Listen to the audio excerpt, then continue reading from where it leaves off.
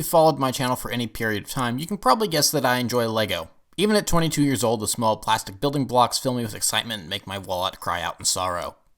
Naturally, my love for the toy also extends to their video game counterparts as well. While other developers in the 90s and early 2000s made some LEGO games, the LEGO games as we know them didn't really reach prominence until 2005 with the release of LEGO Star Wars the video game. The game was a huge success, building off the popularity of the just finished up Star Wars prequel trilogy at the time, and the developer TT Games was contracted to make more. LEGO Star Wars 2, the original trilogy, followed the next year, as did LEGO Indiana Jones and then LEGO Batman.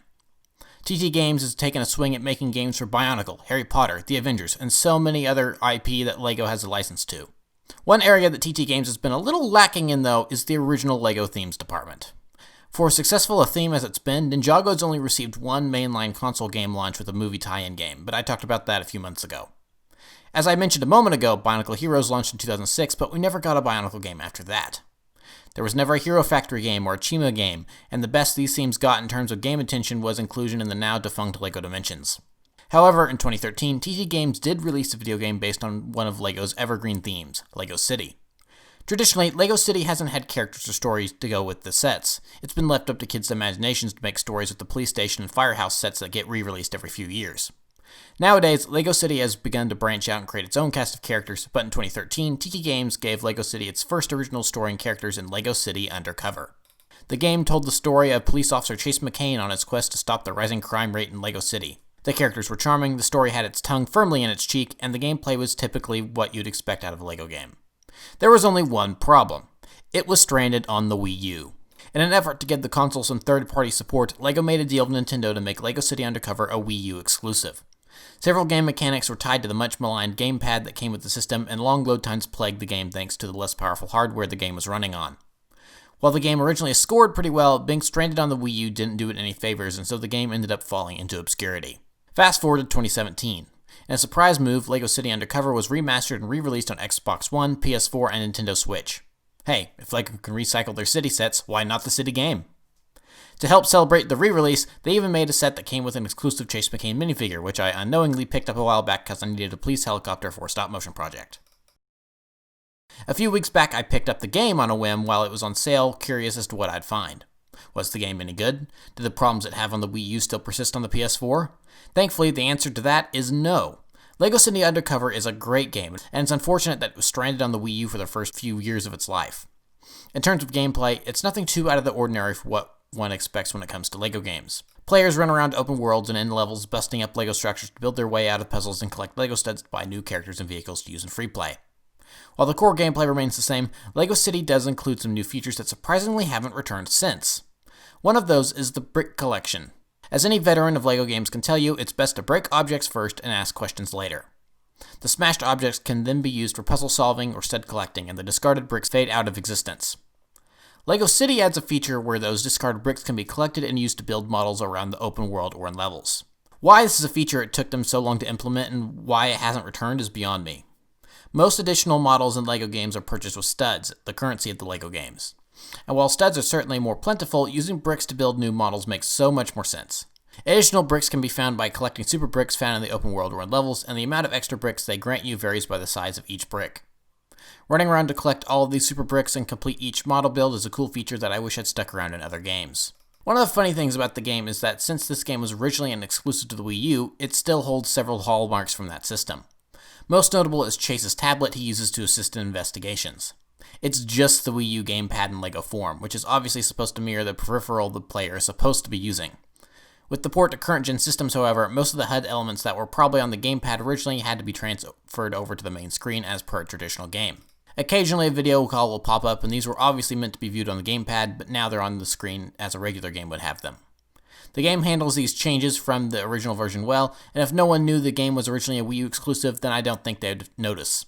So kudos to TT for porting the game well. Another slight change to the LEGO formula is the story and the characters. Every LEGO game prior to LEGO City Undercover and since its release has been centered around co-op for up to 2 players. Even when characters in a movie are alone, the game goes off script to make sure there's always 2 characters together at a time for co-op to work. LEGO City Undercover is different, as it only has one protagonist in Chase McCain. Sure, games like LEGO Indiana Jones had a primary single protagonist, but there's plenty of sidekicks to tag along and help out. In LEGO City, Chase McCain is the sole protagonist who pretty much works on his own. You can play co-op like every other LEGO game, but the second playable character is just a color-swapped version of Chase, and the second player doesn't appear in cutscenes. This directly applies to the gameplay, as since Chase is the primary protagonist, he has to do everything himself. Most LEGO games have a slew of alternate playable characters to help solve puzzles and complete challenges. Need to get into a small doorway in LEGO Star Wars? Switch to an Ewok, they're small! In LEGO City, Chase is responsible for completing every challenge on his own, and he accomplishes this by wearing different disguises for different jobs. As the player progresses through the game, they will unlock these new disguises to help Chase go undercover. These disguises range from firefighter to common criminal to astronaut to a farmer that uses a chicken as a projectile weapon. The only other game that comes close to being so singular in its character use is the original LEGO Batman game, but even then, Robin had his own special abilities that Batman couldn't use. During the main story itself, Chase McCain is the only one who can complete the levels, which is an interesting switch-up.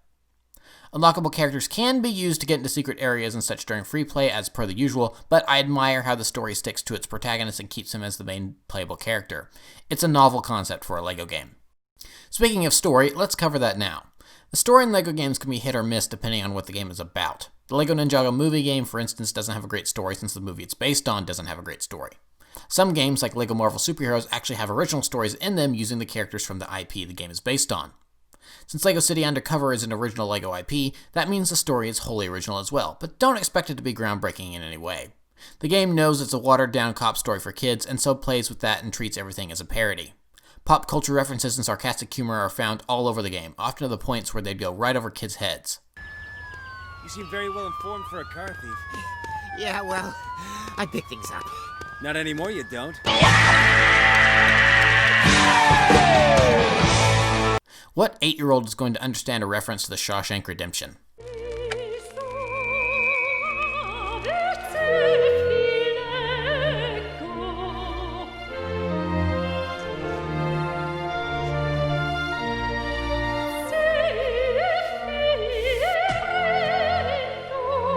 I have no idea to this day what those two Italian ladies were singing about. I also don't know why those guys are dancing together. And how did he get that saucepan on his head? There is a lot I don't know. Are you free, man? No, I am not Freeman. His lawyers might be watching. Or an Arnold Schwarzenegger impression name-dropping all of his movies. Are you stupid? Somebody, get him to the chopper. I mean hospital. You, give him your clothes, your helmet, and your hammer. Fix that fuse box. I don't need any more collateral damage. Don't worry about smashing that crate. It's expendable. Oh, that gate needs repairing. Did you not hear it jingle all the way? For the adults playing this game with their kid, or by themselves, these are fun references that make digging through the game's secrets worthwhile. Every cop or movie cliche out there is covered and parodied in some respect, from noir-style narration to the voice-modulated villain reveal. Kids will enjoy playing through the game for sure, but I strangely think the target audience for the story is adults. Hey, Harry! How many coffees have you had? Yeah, I know what you're thinking. Did I have 6 shots or only 5? Well... Okay, you've had enough. An unintentionally funny thing about the story is the combat system. Since Chase is an undercover cop in a cutesy LEGO world, he does non-lethal takedowns on most of his foes with a variety of karate moves that go beyond the typical smash square to kill bad guys combat from the previous games. However, on the occasion, something will happen that will lead to the death of one of your foes, and since Chase is undercover, not all of his foes are bad guys. I feel bad for the random security guard I accidentally threw off the edge of a platform to his death. I suspect he was only a day away from retirement, too. Another point to add for the game being more for adults than kids, does the game secretly have something to say about police brutality and the methods they can get away with while undercover? I don't know, but I like stealing people's vehicles to use for jumping off ramps. Sorry, it's an emergency. Yeah!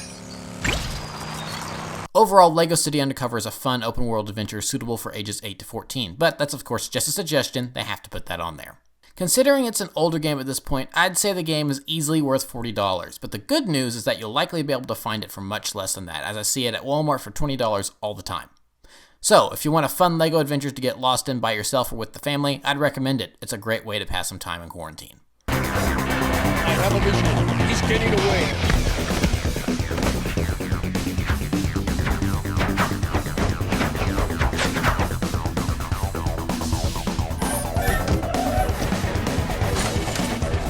Perfect. Here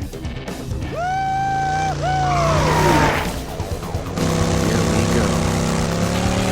Sentinel 2, get after him. Go, go, go! Don't let him escape.